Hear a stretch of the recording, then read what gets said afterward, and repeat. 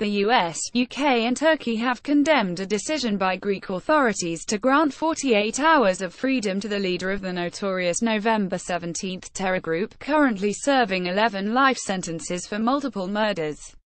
In a statement released late on Thursday, the U.S. State Department expressed serious concerns that Dimitris Koufourdinas could use the 12-day parole to abscond. Our embassy in Athens has conveyed our serious concerns about this decision to the government of Greece, spokeswoman Heather Nauert told reporters. In the past, when some of these November 17 people, who have been convicted of murder, have been let out on furlough, they've disappeared.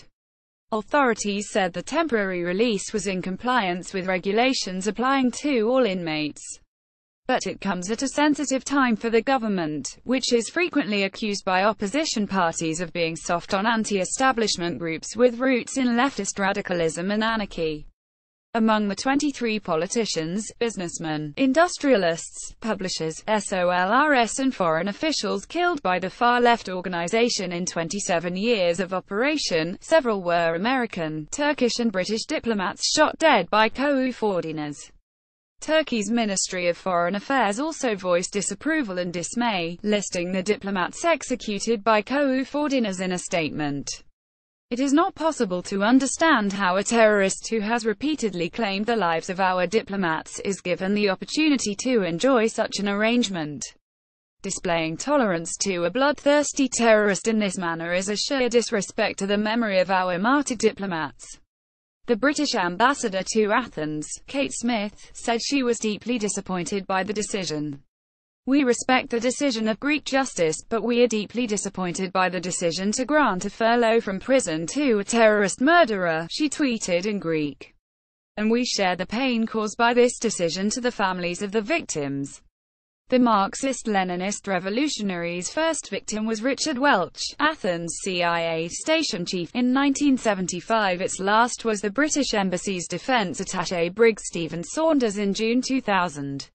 Koufourdinas, who has been vocal in claiming political responsibility for the group, emerged smiling from the Greek capital's high-security Korydallos jail on Thursday, after the prison council approved his request for parole, citing exemplary behaviour. Visibly grey after 15 years behind bars, the 59-year-old opened his arms wide as he was greeted enthusiastically outside the prison gate.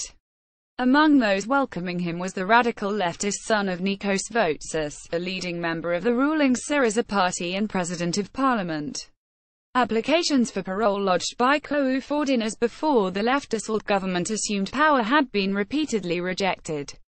Koufourdinas' lack of remorse and heroic standing among sympathizers in other far-left urban guerrilla groups in Greece has fueled further outrage domestically. Kyriakos Mitsotakis, the leader of the centre-right opposition, voiced disgust that a man who openly scorned democracy should enjoy a privilege granted by it. The furlough was inconceivable, he said, adding in prison he operates as an ideological mentor to a new generation of terrorists. Mitsotakis' brother-in-law, the Conservative MP and prominent journalist Pavalos Bakoyannis, was among those killed by Koufourdinas.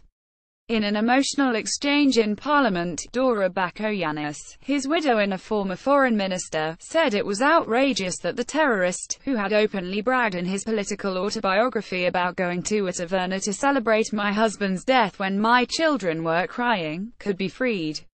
In an interview on Friday, the Justice Minister, Stavros Kontonas, hit back, saying the Syriza-dominated coalition was being treated unfairly because the government had neither drafted nor amended the law.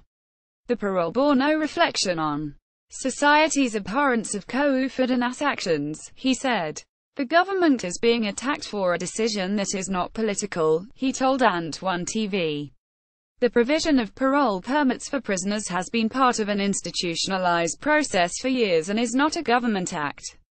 Koufourdinas, who must report to police twice a day during his parole, told prison officials he would devote his hours of freedom to spending time with his partner and son, and beekeeping, a hobby he had taken seriously before surrendering to authorities after November 17's collapse in 2002. Addressing reporters, Koufaden's lawyer, Joanna Kortovic, said parole had been given because the law allowed it, although her client's philosophical and ideological beliefs had not changed. In a proclamation issued in 2009, the guerrilla group Conspiracy of Cells of Fire, which has styled itself as November the 17th's successor, dedicated its armed action to Koufaden's, saying, "All these hits we dedicate to Dimitris Koufaden's, one of the few authentic revolutionaries, who never gave up, never cut a deal."